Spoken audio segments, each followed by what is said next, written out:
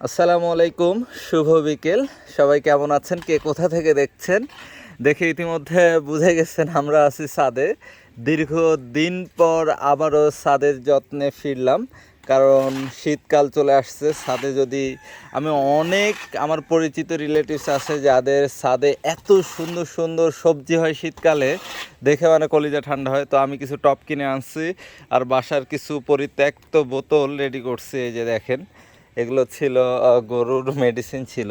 Friesian গরুকে এই মেডিসিনগুলো খাওয়ানো হয়তো, সে বোতলগুলো কেটে এগুলো তারপর 5 লিটার সয়াবিন তেলের বোতল অনেক দিনের ছিল, এগুলো সবগুলোকে মডিফাই করতেছি। কিছু টপ নিয়ে আসছি, বা মিক্সার না একবারে ধুলা করে ফেলাও, এই যে এটা ভাঙো। কাটা মারার থাকি এক কাজ করো, এক পাশ থেকে করো, মিক্সারটা ভালো করে করো। মাটির পরিমাণ কম হয়েছে নাকি বা? তো যত্ন অবহেলার কারণে দেখেন আমার ছাদের গাছের হাল। এখানে আছে 3 ফলের গাছ, এই যে কোরআনে যে 3 আছে, ডুমুর ডুমুর ধরছেও 3, কোনো যত্ন নাই।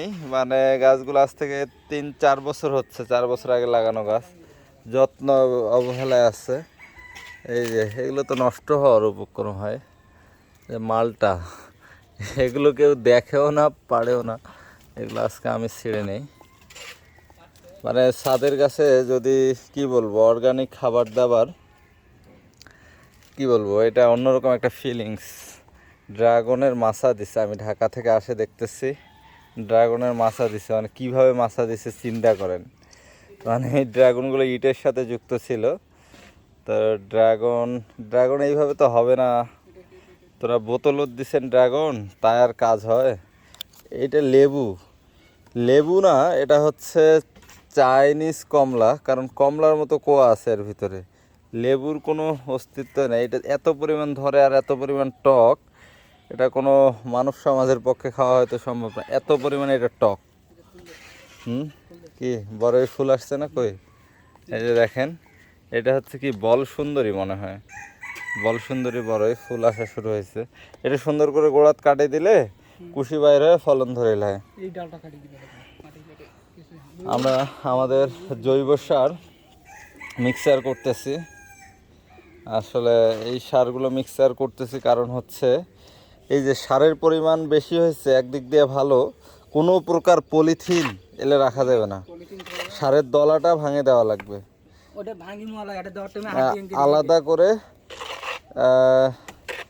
সার তো মেলায় তুলি ফেলাইছেন, যাই হোক এলে দিয়ে কাজ হয়ে যাবে বেশি। তো আমরা এখন কাজ চালিয়ে যাচ্ছি। বা একটা টব ধরতো, এই টবগুলাতে বেগুন গাছ লাগাবো, টমেটো, মরিচ, আরও কিছু গাছ আছে আর কি। আর কি কি লাগা যাবে কত?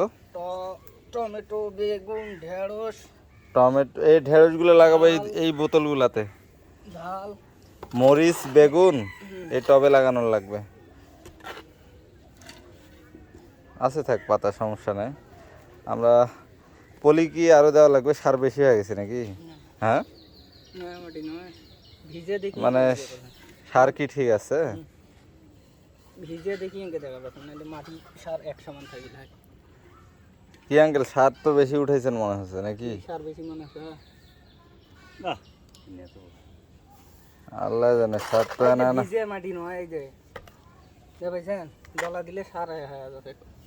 মুই কিছু বুঝা পারছো না কি হবে এলা। হ্যাঁ, এলে প্লাস্টিক সরে দেওয়া লাগবে ইনশাল্লাহ। আগামী 2 মাসের পর বিশ্বাস রাখি এই ছাদের চিত্র হয়তো বদলে যাবে।